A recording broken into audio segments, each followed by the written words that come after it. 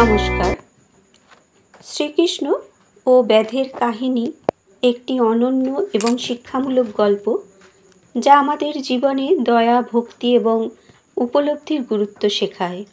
এই কাহিনী মহাভারতের অন্তর্গত হলেও এটি পরবর্তীতে বিভিন্ন পুরাণ এবং ধর্মগ্রন্থেও স্থান পেয়েছে।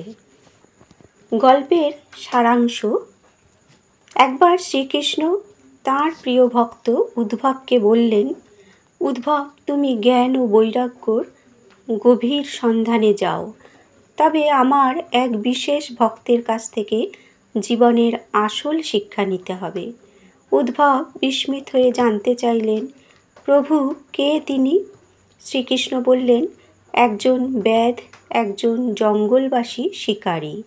উদ্ধব প্রথমে একটু অবজ্ঞা করলেন। একজন ব্যাধ, তিনি কিভাবে আমাকে সত্য শিক্ষা দিতে পারেন?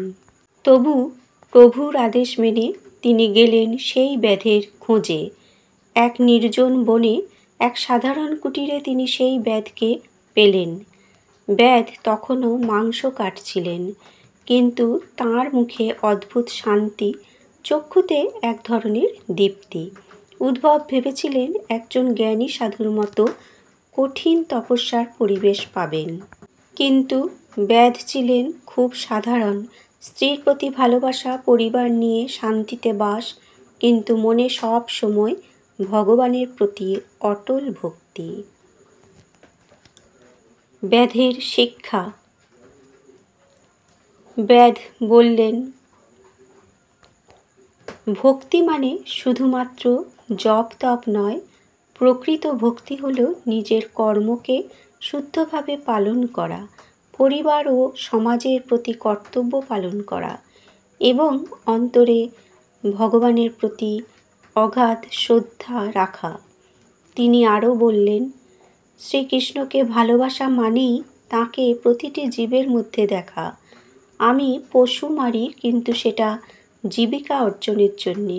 আমি অহংকার করি না, আমি প্রতিটি প্রাণের প্রতি দয়া রাখি। আমি যা করি সেটা ভগবানকে উৎসর্গ করি। উদ্ধব তখন বুঝলেন, ভগবানের দর্শন শুধুমাত্র মঠ বা বনে নয়, মানুষের হৃদয়ে, কর্মে ও ভালোবাসায় থাকে। এই কাহিনীর শিক্ষা: ভক্তি কর্মের মধ্যে লুকিয়ে আছে, শুধুই জপ বা উপবাস নয়। সত্যিকারের ভক্ত নিরহংকার, সে নিজের কাজকেই পূজা মনে করে। জ্ঞানী হওয়া মানে কেবল বই পড়া নয়, নিজের জীবনে সত্য প্রয়োগ করাই আসল জ্ঞান। এই কাহিনী আমাদের শেখায়, প্রকৃত ধর্ম বা ভক্তি শুধুমাত্র বাহ্যিক আচার নয়, বরং অন্তরের পবিত্রতা, কর্তব্য পালন ও সকলের প্রতি শ্রদ্ধার মধ্যেই ঈশ্বরের বাস। ধন্যবাদ।